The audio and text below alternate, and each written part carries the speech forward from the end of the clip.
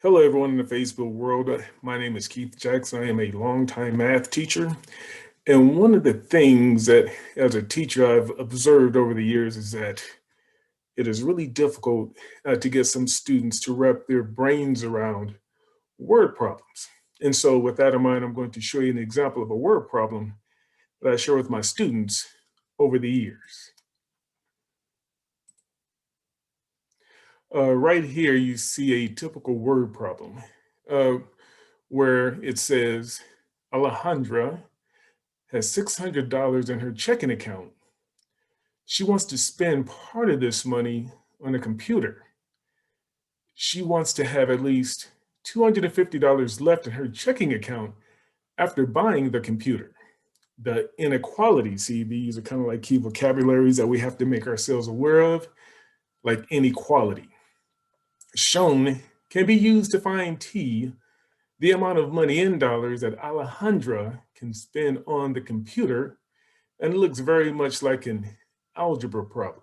As you can see, T plus $250 is less than or equal to $600, and the question asks, which inequality represents all possible values of T? Well, first of all, here's what we have to realize. We have to realize that this less than or equal to can be rewritten to like this. And, to help students wrap their brains around this type of concept, we're just going to change that less than or equal to equal to. And this kind of helps us all understand it. And what it's really saying, and I'm pretty sure you know as parents, that you put a limit on the amount of money your children can spend when you take them shopping, when you take them to the mall. You'll say to them, okay, you can spend $600, but no more, not a penny more. You can spend less than $600, I'll be happy. If you spend, let's say, $580 and leave me 20 left, that'd be great, but I will allow you to spend $600, but do not ask me to spend one penny more than that. And so now we can look at it like this. Well, what number plus 250 would give me that 600? Well, the answer is 350, right? So we know that 350 plus 250 would give me the $600. So now here's what we can do. Well, we can eliminate D because D is greater than or equal to $850. This alone is greater than the 600. So I tell students we can use process of elimination to get rid of certain answer choices, because when you get rid of answer choices that don't make sense, then you increase the likelihood of getting the right answer on multiple choice tests. Okay, and so let's take a look at C.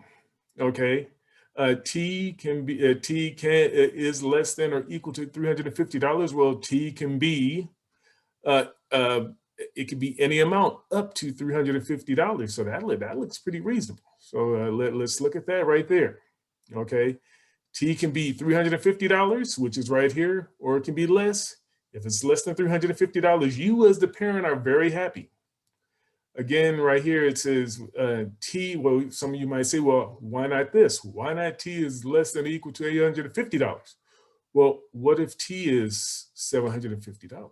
$750, after all, is less than $850, but it is greater than the $600 right here in this word problem. So we're going to have to cancel that out. A is saying this. Well, yes, T can be $350 or greater. Okay, it's giving you a choice. Well, what if it's $351? See, now as a parent, you're upset because you spent $1 more than that $600. And this is why C is the correct answer. And it takes a lot of time for teachers to teach this. And this is where I come in. I kind of help the teachers out by explaining in more detail what a given word problem is asking of students. And thank you for your attention, and I hope you have a great day.